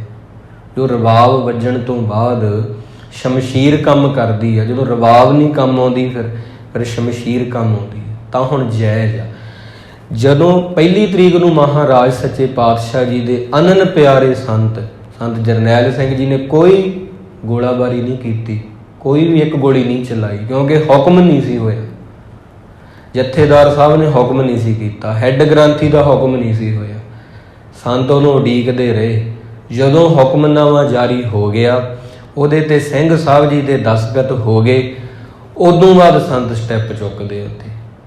ਤਾਂ ਕਹਿਣ ਦਾ ਭਾਵ, ਕਈ ਵਾਰੀ ਸੁਣਨ 'ਚ ਆਉਂਦਾ, ਕਈ ਕਹਿ ਦਿੰਦੇ ਉਹਨਾਂ ਨੇ ਮਰਜ਼ੀ ਕੀਤੀ। ਨਹੀਂ, ਅਕਾਲ ਤਖਤ ਦਾ ਹੁਕਮਨਾਮਾ ਅੱਜ ਵੀ ਆ ਜੇ, ਅੱਜ ਵੀ ਆਪਾਂ ਮੰਨਦੇ ਹਾਂ। ਹੁਣ ਜੋ ਉੱਥੋਂ ਕਹਿਤਾ ਆਪਾਂ ਕਹਿੰਦੇ 7 ਵਜਨ। ਸਾਨੂੰ ਨਹੀਂ ਪਤਾ ਉਹ ਜਥੇਦਾਰ ਕਿੱਦਾਂ ਦੇ ਨੇ, ਸਾਨੂੰ ਨਹੀਂ ਪਤਾ, ਪਰ ਉਹ ਇੱਕ ਜਥੇਦਾਰ ਦਾ ਹੁਕਮ ਆ। ਕਈ ਵਾਰ ਐਸੀਆਂ ਗੱਲਾਂ ਹੋਈਆਂ, ਮਹਾਂਪੁਰਸ਼ ਇੱਕ ਵਾਰ ਕਿਤੇ ਗਏ ਸੀਗੇ ਸੰਤ ਜਰਨੈਲ ਸਿੰਘ ਜੀ ਦੇ ਜੀਵਨ ਵਿੱਚੋਂ ਜੇ ਆਪਾਂ ਕੁਝ ਕਹੀਏ, ਤਾਂ ਉਦੋਂ ਉੱਥੇ ਇੱਕ ਜਦੋਂ ਸੰਤ ਚੌਰ ਸਾਹਿਬ ਕਰ ਰਹੇ ਸੀਗੇ, ਤਾਂ ਉੱਥੋਂ ਦਾ ਇੱਕ ਜਥੇਦਾਰ ਸੀ, ਮਹਾਰਾਜ ਦੀ ਕੁਦਰਤੀ ਉਹਦੇ ਨਾਲ ਵਿਚਾਰ ਨਹੀਂ ਸੀ ਰਲਦੇ। ਰੱਬ ਦੇ ਪਿਆਰੇ ਜਿਹੜੇ ਸੰਤ ਸੀਗੇ ਉਹਨਾਂ ਦੇ ਨਹੀਂ ਰਲਦੇ ਸੀ ਵਿਚਾਰ ਉਹਨਾਂ ਨਾਲ, ਪਰ ਉਹਨਾਂ ਨੇ ਚੌਰ ਸਾਹਿਬ ਜਥੇਦਾਰ ਨੂੰ ਫੜਾ ਦਿੱਤਾ। ਜਥੇ ਦੇ ਸਿੰਘ ਪੁੱਛਣ ਲੱਗੇ ਕਿ ਸੰਤ ਜੀ, ਤੁਹਾਡੀ ਤਾਂ ਉਹਨਾਂ ਨਾਲ ਬਣਦੀ ਨਹੀਂ ਹੈਗੀ, ਵਿਚਾਰ ਨਹੀਂ ਰਲਦੇ, ਤੁਸੀਂ ਉਹਨਾਂ ਨੂੰ ਚੌਰ ਸਾਹਿਬ ਫੜਾਤਾ, ਤਾਬਿਆਂ ਤੋਂ ਪਿੱਛੇ ਹੋ ਗਏ।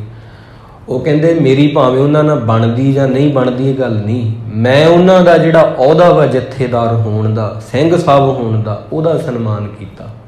ਮੈਂ ਚੌਰ ਸਾਹਿਬ ਇੱਕ ਜਥੇਦਾਰ ਨੂੰ ਫੜਾਈ, ਮੈਂ ਇਹ ਨਹੀਂ ਵੇਖਿਆ ਕਿ ਕੌਣ ਆ ਉਹ। ਇਸ ਤਰ੍ਹਾਂ ਉਹਨਾਂ ਦਾ ਸੁਭਾਅ ਸੀਗਾ।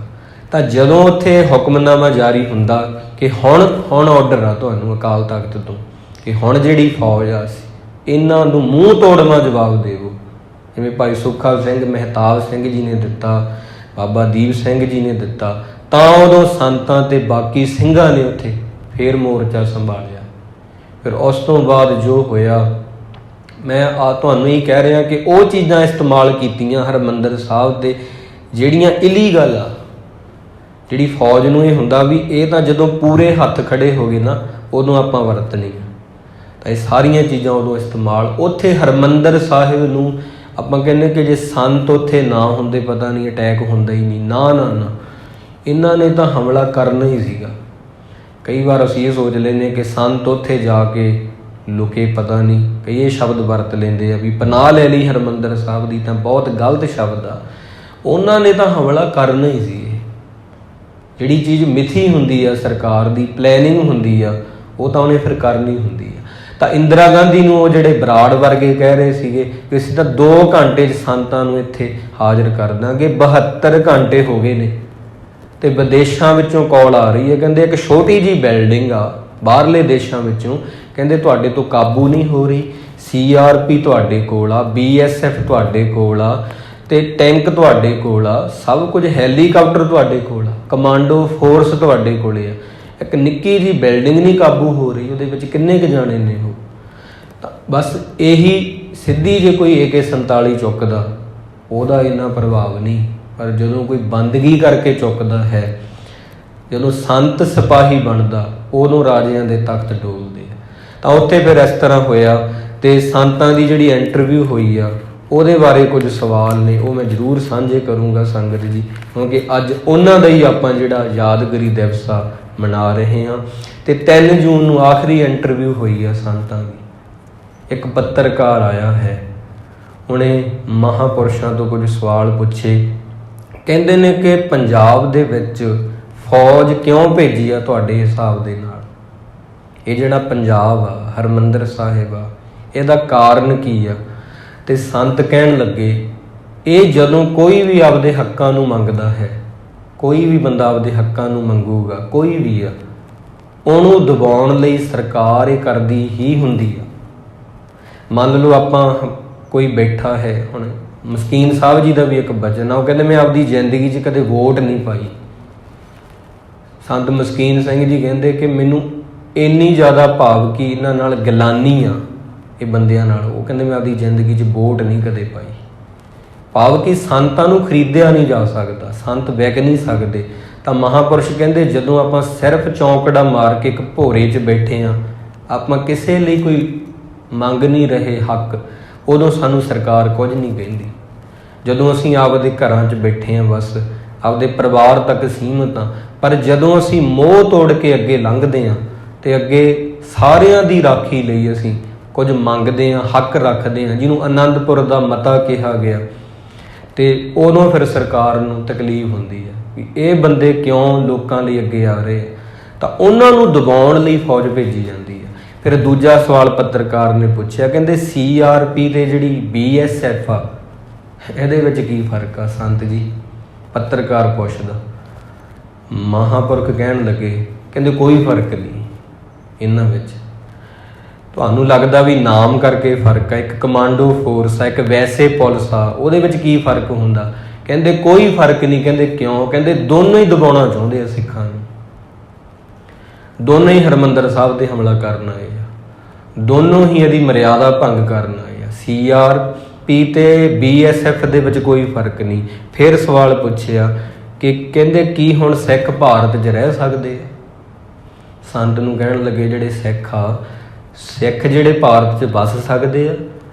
ਤਾਂ ਉਦੋਂ ਸੰਤ ਕਹਿੰਦੇ ਬਿਲਕੁਲ, ਪਰ ਉਹਨਾਂ ਨੂੰ ਬਰਾਬਰ ਦਾ ਹੋਣਾ ਪਊਗਾ, ਜਿਹੜਾ ਕੱਦ ਆ ਬਰਾਬਰ ਦਾ ਕਰਨਾ ਪਊਗਾ, ਬਰਾਬਰ ਦੇ ਸ਼ਹਿਰੀ ਹੋਣਗੇ ਫਿਰ ਵੱਸ ਸਕਦੇ ਆ, ਨਹੀਂ ਇਹਨਾਂ ਨੇ ਵਸਣ ਨਹੀਂ ਦੇਣਾ। ਫਿਰ ਉਹਨੇ ਬਦਲ ਕੇ ਸਵਾਲ ਪੁੱਛਿਆ, ਪੱਤਰਕਾਰਾਂ ਨੂੰ ਆਦਤ ਹੁੰਦੀ ਹੈ, ਕੀ ਸਿੱਖ ਭਾਰਤ ਨਾਲ ਰਹਿ ਸਕਦੇ ਆ? ਫਿਰ ਉਹਨੇ ਬਦਲ ਕੇ ਸਵਾਲ ਪੁੱਛ ਲਿਆ।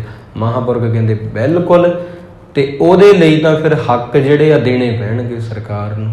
ਸਿੱਖਾਂ ਨੇ ਜਦੋਂ ਆਜ਼ਾਦੀ ਹੋਈ ਆ ਬਹੁਤ ਸਿਰ ਦਿੱਤੇ ਆ, ਤੇ ਹੁਣ ਉਹਨਾਂ ਨੂੰ 2% ਕਹਿ ਕੇ ਪਿੱਛੇ ਸੁੱਟਤਾ। ਇਸ ਕਰਕੇ ਕਹਿੰਦੇ ਫਿਰ ਪੱਤਰਕਾਰ ਪੁੱਛਦਾ, ਕਹਿੰਦੇ ਰੱਬ ਨਾ ਕਰੇ ਜੇ ਤੁਹਾਨੂੰ ਕੁਝ ਹੋ ਗਿਆ, ਇੱਥੇ ਗੋਲੀ ਚੱਲਣੀ ਹੈ ਜੋ ਹੋਣਾ, ਤੇ ਤੁਹਾਡਾ ਉੱਤਰ ਅਧਿਕਾਰੀ ਕੌਣ ਹੋਊਗਾ? ਸੰਤਾਂ ਨੇ ਫਿਰ ਉੱਥੇ ਗਿਆ, ਕਹਿੰਦੇ ਅਸੀਂ ਵੋਟਾਂ ਵਾਲਾ ਸਾਡੇ 'ਚ ਰਿਵਾਜ ਨਹੀਂ ਹੈਗਾ ਵੀ ਅਸੀਂ ਵੋਟਾਂ ਪਾ ਕੇ ਚੁਣਦੇ ਹਾਂ। ਸੰਤ ਜਰਨੈਲ ਸਿੰਘ ਜੀ ਨੇ ਆਖਿਆ, ਕਹਿੰਦੇ ਸਾਡੇ ਜੱਥੇ ਵਿੱਚ ਮੇਰੇ ਜਾਣ ਤੋਂ ਬਾਅਦ ਜਿਹੜਾ ਯੋਗ ਹੋਊਗਾ ਉਹਨੂੰ ਸਿੰਘ ਆਪੇ ਚੁਣ ਲੈਣਗੇ। ਦੇਖੋ ਭਾਵ ਕਿ ਇਹ ਉਹਨਾਂ ਦੇ ਜਵਾਬ ਦੇਣ ਦੇ, ਕਿਸੇ ਦੇ ਸਵਾਲ ਆ ਨਾ, ਕਿਸੇ ਦੇ ਜਵਾਬ ਆ, ਉਹਦੇ ਤੋਂ ਬੰਦੇ ਦੀ ਸ਼ਖਸੀਅਤ ਦਾ ਪਤਾ ਲੱਗਦਾ ਹੁੰਦਾ ਕਿ ਸਾਨੂੰ ਵੋਟਾਂ ਪਾਉਣ ਦੀ ਕੋਈ ਲੋੜ ਨਹੀਂ। ਸਾਡੇ ਜੱਥੇ ਦੇ ਵਿੱਚ ਜਿਹੜਾ ਕੋਈ ਯੋਗ ਹੋਊਗਾ ਮੇਰੇ ਤੋਂ ਬਾਅਦ ਉਹ ਉੱਤਰਾਧਿਕਾਰੀ ਹੋ ਜਾਊਗਾ। ਫਿਰ ਉਹ ਪੱਤਰਕਾਰ ਫਿਰ ਪੁੱਛਦਾ ਕਿ ਸੰਤ ਜੀ ਜੇ ਵਿਦੇਸ਼ਾਂ ਤੋਂ ਕੋਈ ਸਹਾਇਤਾ ਮਿਲੇ ਤੁਹਾਨੂੰ ਅੱਜ, ਵੀ ਤੁਹਾਡੇ ਸਿੱਖਾਂ ਨੂੰ ਕੋਈ ਮਦਦ ਕਰਨੀ ਚਾਹਵੇ, ਤੁਸੀਂ ਲੈ ਲਓਗੇ? ਉਹ ਕਹਿੰਦੇ ਬਿਲਕੁਲ ਲੈ ਲਾਂਗੇ। ਜੇ ਵਿਦੇਸ਼ਾਂ ਤੋਂ ਕੋਈ ਜਿਹਦੇ ਤੇ ਗੁਰੂ ਨਾਨਕ ਦੀ ਕਿਰਪਾ ਹੋ ਰਹੀ ਆ, ਉਹ ਸਿੱਖਾਂ ਦੀ ਮਦਦ ਕਰਨੀ ਚਾਹੁੰਦਾ ਹੈ, ਅਸੀਂ ਜ਼ਰੂਰ ਮਦਦ ਲਵਾਂਗੇ ਉਹਨਾਂ ਦੀ। ਫਿਰ ਉਹਦਾ ਸਵਾਲ ਸੀਗਾ ਤੇ ਅੱਗੇ ਜਾ ਕੇ ਕਿ ਤੁਸੀਂ ਭਾਰਤ ਵਿੱਚ ਤੇ ਸਿੱਖਾਂ ਨੂੰ ਕਿਵੇਂ ਦੇਖਦੇ ਹੋ, ਕੀ ਹਾਲ ਆ ਸਿੱਖਾਂ ਦਾ? ਤਾਂ ਉਦੋਂ ਫਿਰ ਸੰਤਾਂ ਨੇ ਸੱਚ ਕਹਿਤਾ ਜਿਹੜਾ ਅੱਜ ਲੋਕਾਂ ਨੂੰ ਬਰਦਾਸ਼ਤ ਨਹੀਂ ਹੁੰਦਾ ਕਿ ਸਿੱਖ ਗੁਲਾਮ। ਉਹ ਕਹਿੰਦੇ ਗੁਲਾਮੀ ਦੀਆਂ ਜੰਜੀਰਾਂ ਵਿੱਚ ਜਕੜੇ ਹੋਏ ਆ। ਇਹ ਤੇ ਜਿਹੜੇ ਹਿੰਦੂ ਨੇ ਤੇ ਉਹਨਾਂ ਤੇ ਭਾਵ ਕਿ ਹਿੰਦੂ ਨਹੀਂ ਮਾੜੇ ਹੁੰਦੇ, ਮਹਾਂਪੁਰਸ਼ ਕਹਿੰਦੇ ਸਾਨੂੰ ਸਾਰੇ ਹੀ ਪਿਆਰੇ ਆ, ਵੀ ਕਹਿੰਦੇ ਰਹੇ ਲੈਕਚਰਾਂ ਵਿੱਚ। ਪਰ ਉਹ ਕਹਿਣ ਲੱਗੇ ਕਿ ਇਹ ਸਾਨੂੰ ਦਬਾਉਣ ਜਦੋਂ ਆਉਂਦੇ ਆ ਤਾਂ ਉਦੋਂ ਸਾਨੂੰ ਸਾਡੀ ਗੁਲਾਮੀ ਦਾ ਅਹਿਸਾਸ ਹੁੰਦਾ ਵੀ ਅਸੀਂ ਵਾਕਈ ਹੀ ਗੁਲਾਮ। ਕਹਿੰਦੇ ਉਹ ਗੁਲਾਮੀ ਦੀਆਂ ਜੰਜੀਰਾਂ ਨੂੰ ਭੰਨਣਾ ਪਵੇਗਾ। ਇਸ ਤਰ੍ਹਾਂ ਫਿਰ ਹੌਲੀ ਹੌਲੀ ਉੱਥੇ ਹੈਲੀਕਾਪਟਰ ਤੋਂ ਕਮਾਂਡੋ ਉਤਾਰੇ ਜਾਂਦੇ ਆ। ਤੇ ਉਦੋਂ ਭਾਈ ਅਮਰੀਕ ਸਿੰਘ ਜੀ ਜਿਹੜੇ ਸੀਗੇ ਤੇ ਉਹਨਾਂ ਨੇ ਆਪਣੀ ਜਿਹੜੀ ਰਾਈਫਲ ਆ ਸੰਭਾਲੀ ਆ LMG, ਤੇ ਉਹਦੇ ਨਾਲ ਫਿਰ ਉਤਰਨ ਨਹੀਂ ਦਿੱਤਾ ਥੱਲੇ, ਉੱਥੇ ਹੀ ਮੋੜਤਾ। ਤਾਂ ਇਹ ਹਰਿਮੰਦਰ ਸਾਹਿਬ ਵਿੱਚ ਜੋ ਹੋਇਆ, ਇੰਨੀਆਂ ਸ਼ਹੀਦੀਆਂ ਹੋਈਆਂ ਨੇ, ਹੱਥੇ ਬੱਚਿਆਂ ਤੇ ਵੀ ਗੋਲੀਆਂ ਚੱਲੀਆਂ ਨੇ। ਜੋ ਗੁਰੂ ਅਰਜਨ ਦੇਵ ਜੀ ਦਾ ਉਦੋਂ ਜਿਵੇਂ ਆਪਾਂ ਸ਼ਹੀਦੀ ਗੁਰਪੁਰਬ ਮਨਾਇਆ, ਪਹਿਲਾਂ ਉਹਨਾਂ ਨੇ ਕਰਫਿਊ ਖੋਲ੍ਹਤਾ ਵੀ ਚਲੋ ਮੱਥਾ ਟੇਕ ਲਓ। ਇਹ ਸਭ ਤੋਂ ਮੈਨੂੰ ਇਹ ਬਦਬਖਤੀ ਲੱਗੀ ਸਰਕਾਰ ਦੀ ਉਦੋਂ ਦੀ। ਇਹਦੇ ਨਾਲ ਹਿਰਦੇ ਬਲੂੰਦਰੇ ਗਏ। ਪਹਿਲਾਂ ਕਰਫਿਊ ਖੋਲ੍ਹ ਦਿੰਦੇ ਆ ਵੀ ਚਲੋ ਮੱਥਾ ਟੇਕੋ, ਜਦੋਂ ਸੰਗਤਾਂ ਅੰਦਰ ਚਲੀਆਂ ਜਾਂਦੀਆਂ ਫਿਰ ਕਰਫਿਊ ਲਾ ਦਿੰਦੇ ਆ, ਫਿਰ ਅੰਦਰੋਂ ਬਾਹਰ ਨਹੀਂ ਆਉਣ ਦਿੰਦੇ। ਫਿਰ ਉਹ ਬੱਚਿਆਂ 'ਤੇ ਵੀ ਗੋਲੀਆਂ ਚੱਲੀਆਂ, ਬੀਬੀਆਂ 'ਤੇ ਵੀ ਗੋਲੀਆਂ ਚੱਲੀਆਂ ਨੇ। ਤਾਂ ਇਹ ਇਹਨਾਂ ਚੀਜ਼ਾਂ ਨੂੰ ਸਾਨੂੰ ਸਮਝਣਾ ਚਾਹੀਦਾ ਹੈ। ਤਾਂ ਉਦੋਂ ਫਿਰ ਜਦੋਂ ਸੰਤ ਇਹ ਉੱਥੇ ਬੈਠੇ ਹੋਏ ਸੀਗੇ ਮਹਾਂਪੁਰਖ, ਤੇ ਕਹਿਣ ਲੱਗੇ ਉੱਥੋਂ ਦੇ ਤਰਲੋਚਨ ਸਿੰਘ ਜੀ ਸੀਗੇ ਨਾਲ ਇੱਕ ਸਿੰਘ। ਮਹਾਰਾਜ ਕਹਿੰਦੇ ਕਿੰਨੀ ਕੁ ਫੌਜ ਆ? ਸੰਤ ਕਹਿੰਦੇ ਗੁਰੂ ਸਾਹਿਬ ਦੀ ਕਿਰਪਾ ਹੈ ਸਿੰਘਾਂ 'ਤੇ, ਪਰ ਫੌਜ ਕਿੰਨੀ ਕੁ ਬਾਹਰ? ਤੇ ਉਹ ਕਹਿੰਦੇ ਜੀ 1.25 ਲੱਖ ਦੇ ਕਰੀਬ ਆ, ਜਿਹੜੀ ਇਹ CRP ਆ, BSF ਆ ਜਾਂ ਪੁਲਿਸ ਫੋਰਸ ਆ, 1.25 ਲੱਖ 1.5 ਲੱਖ ਹੋਊਗੀ ਘੱਟੋ ਘੱਟ। ਸੰਤ ਕਹਿੰਦੇ ਭਾਵੇਂ ਸਾਰਾ ਹਿੰਦੁਸਤਾਨ ਆ ਜੇ ਨਾ ਚੜ੍ਹ ਕੇ, ਉਹ ਮੈਨੂੰ ਫੜ ਨਹੀਂ ਸਕਦਾ। ਇੰਨੀ ਜ਼ੁਰਤ ਸੀ ਭਾਵ ਉਹਨਾਂ ਵਿੱਚ। ਕਹਿੰਦੇ ਜਦੋਂ ਮੈਂ ਮਰ ਗਿਆ, ਭਾਵ ਸ਼ਹੀਦ ਹੋ ਗਏ, ਕਹਿਣ ਦਾ ਭਾਵ ਸੀ, ਕਹਿੰਦੇ ਉਦੋਂ ਸਰੀਰ ਮਿੱਟੀ ਆ, ਜਿੱਥੇ ਮਰਜ਼ੀ ਲਈ ਫਿਰਨ। ਇਹ 1.25 ਲੱਖ 1.5 ਲੱਖ ਆ, ਇਹ ਭਾਵੇਂ ਸਾਰਾ ਹਿੰਦੁਸਤਾਨ ਲੈ ਆਉਣ ਤਾਂ ਵੀ ਨਹੀਂ ਸਾਨੂੰ ਫੜ ਸਕਦੇ। ਪਰ ਅਸੀਂ ਹੁਣ ਜਾਣਾ ਨਹੀਂ ਇਹ ਛੱਡ ਕੇ। ਜਿਵੇਂ ਆਪਾਂ ਕਹਿ ਲਈਏ ਕਈ ਬਾਹਾਂ ਖੜੇ ਕਰਕੇ ਉੱਥੋਂ ਬਾਹਰ ਆ ਗਏ, ਤੁਸੀਂ ਜਾਣਦੇ ਹੋ ਇਹ ਸਾਰੀਆਂ ਚੀਜ਼ਾਂ। ਸੰਤ ਕਹਿੰਦੇ ਪਰ ਆਪਾਂ ਇਹ ਛੱਡਣਾ ਨਹੀਂ ਹਰਿਮੰਦਰ ਸਾਹਿਬ। ਅਕਾਲ ਤਖਤ ਦਾ ਹੁਕਮਨਾਮਾ ਸੀਗਾ, ਜਿਹਦੇ ਤੇ ਜਥੇਦਾਰ ਜੀ ਦੇ ਕਿਰਪਾਲ ਸਿੰਘ ਜੀ ਦੇ ਸੈਨ ਸੀਗੇ, ਸਿੰਘ ਸਾਹਿਬ ਹੈੱਡ ਗ੍ਰੰਥੀ ਦੇ ਸੈਨ ਸੀਗੇ। 2 ਜੂਨ ਨੂੰ ਹੀ ਹੁੰਦੇ ਆ ਕਿ ਹੁਣ ਹਰਿਮੰਦਰ ਸਾਹਿਬ ਦੀ ਬੇਅਦਬੀ ਕਰ ਰਹੀ ਆ ਫੌਜ, ਹੁਣ ਤੁਸੀਂ ਉਹਨਾਂ ਨੂੰ ਜਵਾਬ ਦਿਓ। ਉਦੋਂ ਸੰਤਾਂ ਨੇ ਫਿਰ ਆਪਦੀ ਉਹ AK-47 ਜੋ ਵੀ ਉਹਨਾਂ ਕੋਲ ਹਥਿਆਰ ਸੀ ਉਹ ਵਰਤੇ। ਅਕਾਲ ਤਖਤ ਤੋਂ ਹੁਕਮਨਾਮਾ ਆਉਣ ਤੋਂ ਬਾਅਦ ਇਹ ਤੁਸੀਂ ਗੱਲ ਸਮਝੋ, ਪਹਿਲਾਂ ਉਹ ਕੁਝ ਵੀ ਨਹੀਂ ਕਰ ਰਹੇ, ਪਹਿਲਾਂ ਉੱਥੇ ਸਜੇ ਹੋਏ ਆ ਬਸ, ਪਹਿਲਾਂ ਆਪਦੀ ਨਾਮ ਸਿਮਰਨ ਕੀਰਤਨ ਦੇ ਵਿੱਚ ਲੀਨ। ਅਕਾਲ ਤਖਤ ਦਾ ਹੁਕਮਨਾਮਾ ਹੁੰਦਾ ਫੇਰ ਸਿੰਘਾਂ ਨੇ ਜਵਾਬ ਦਿੱਤਾ, ਪਹਿਲਾਂ ਨਹੀਂ ਦਿੱਤਾ। ਐਸੀ ਸ਼ਖਸੀਅਤ ਆ ਸੰਤਾਂ ਦੀ, ਗੁਰੂ ਸਾਹਿਬ ਕਿਰਪਾ ਕਰਨ। ਅੱਜ ਆਪਾਂ ਉਹਨਾਂ ਦੀ ਯਾਦ ਵਿੱਚ ਬੈਠੇ ਹਾਂ ਸੱਜ ਕੇ।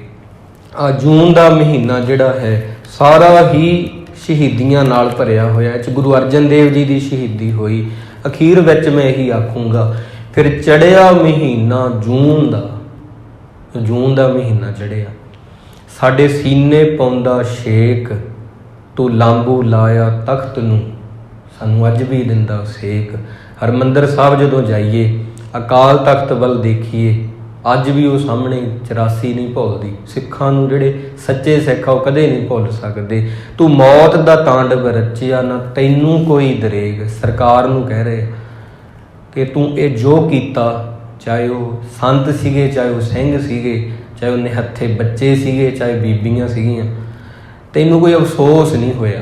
ਸਰਕਾਰ ਨੂੰ ਕਹਿ ਰਹੇ ਆ, ਤੇਰੇ ਟੈਂਕ ਵੀ ਉਸ ਨੇ ਫੰਡ ਤੇ, ਜਿਹਨੂੰ ਕਹਿੰਦੇ ਜਰਨਲ ਸੁਵੇਗ। ਤਾਂ ਉਹਨਾਂ ਦੀ ਜਿਹੜੀ ਰਣਨੀਤੀ ਸੀ ਉਹ ਸੰਤਾਂ ਵੱਲ ਹੋ ਗਈ। ਸੰਤਾਂ ਵੱਲ ਹੋ ਕੇ ਉਹਨਾਂ ਨੇ ਸਿੰਘਾਂ ਨੂੰ ਕੁਝ ਟ੍ਰੇਨਿੰਗ ਦਿੱਤੀ, ਜਿਹਦੇ ਕਰਕੇ ਮੋਰਚਾ ਫਤਿਹ ਕਰਨ 'ਚ ਉਹਨਾਂ ਨੂੰ ਬਹੁਤ ਔਖੀ ਹੋਈ, ਸਰਕਾਰ ਬਹੁਤ ਔਖੀ ਹੋਈ। ਉੱਥੇ ਲੜਿਆ ਚੇਲਾ ਮਰਦ ਦਾ, ਤੇਰੇ ਥਰ ਥਰ ਕੰਬਣ ਕਰਨੈਲ। ਉੱਥੇ ਜਿਹੜੇ ਕਹਿੰਦੇ ਸੀ 2 ਘੰਟਿਆਂ 'ਚ ਫੜ ਲਾਂਗੇ ਸੰਤਾਂ ਨੂੰ, ਥਰ ਥਰ ਕੰਬਦੇ ਸੀਗੇ। ਵਿਦੇਸ਼ਾਂ ਤੋਂ ਕਾਲਾਂ ਆਉਂਦੀਆਂ ਸੀ ਕਿ ਛੋਟੀ ਜਿਹੀ ਬਿਲਡਿੰਗ ਆ, ਇੰਨੀ ਫੌਜ ਆ, ਹੋ ਨਹੀਂ ਸਕਿਆ। ਉੱਥੇ ਲੜਿਆ ਚੇਲਾ ਮਰਦ ਦਾ, ਤੇਰੇ ਥਰ ਥਰ ਕੰਬਣ ਕਰਨੈਲ। ਉਹ ਪੁੱਤ ਸੀ ਗੁਰੂ ਗੋਬਿੰਦ ਦਾ, ਜਿਹਨੂੰ ਕਹਿੰਦੇ ਸੰਤ ਜਰਨੈਲ। ਉਹ ਪੁੱਤ ਸੀ ਗੁਰੂ ਗੋਬਿੰਦ ਦਾ, ਜਿਹਨੂੰ ਕਹਿੰਦੇ ਸੰਤ ਜਰਨੈਲ। ਸਾਰੇ ਸ਼ਹੀਦ ਜਿੰਨੇ ਵੀ 1984 ਵਿੱਚ ਹੋਏ ਆ ਘੱਲੂਘਾਰੇ ਵਿੱਚ, ਸਾਰਿਆਂ ਦੇ ਕਦਮਾਂ 'ਤੇ ਮੈਂ ਮਸਤਕ ਰੱਖ ਕੇ ਆਪਣਾ ਐਸੇ ਮਹਾਂਪੁਰਖਾਂ ਨੂੰ ਜਿਨ੍ਹਾਂ ਨੇ ਸਾਡੇ ਹੱਕਾਂ ਲਈ ਸਰੀਰ ਦੀ ਠੀਕਰੀ ਭੰਨੀ, ਉਹਨਾਂ ਨੂੰ ਸਜਦਾ ਕਰਦਾ ਹਾਂ। ਭੁੱਲ ਚੁੱਕ ਦੀ ਖਿਮਾ, ਗੁਰੂ ਮਹਾਰਾਜ ਕਿਰਪਾ ਕਰਨ। ਕੀਤੀ ਵਿਚਾਰ ਹਿਰਦਿਆਂ 'ਚ ਵਸੇ, ਸ਼ਬਦਾਂ ਦੀ ਕਮਾਈ ਕਰਕੇ ਸੋਹਣੇ ਜੀਵਨ ਵਾਲੇ ਬਣੀਏ ਭਾਈ। ਐਸੇ ਮਹਾਂਪੁਰਖਾਂ ਦਾ ਜੀਵਨ ਪੜ੍ਹੀਏ, ਉਹਨਾਂ ਦੀਆਂ ਕਿਤਾਬਾਂ ਲਿਆ ਕੇ ਘਰ ਵਿੱਚ ਰੱਖੀਏ। ਇੰਨਾ ਹੀ ਕਰ ਲਈਏ ਅੱਜ ਦੇ ਜ਼ਮਾਨੇ 'ਚ, ਇਹੀ ਬਹੁਤ ਆ। ਆਓ ਸਾਰੇ ਸ਼ਹੀਦਾਂ ਦੀ ਯਾਦ ਵਿੱਚ 1 ਮਿੰਟ ਪੂਰਾ ਸਭ ਕੁਝ ਭੁਲਾ ਕੇ ਇਹਨਾਂ ਦੀ ਯਾਦ ਵਿੱਚ ਚੌਂਕੜਾ ਮਾਰ ਕੇ ਵਾਹਿਗੁਰੂ ਕਹੀਏ ਤੇ ਅਰਦਾਸ ਵਿੱਚ ਜੁੜੀਏ। ਵਾਹਿਗੁਰੂ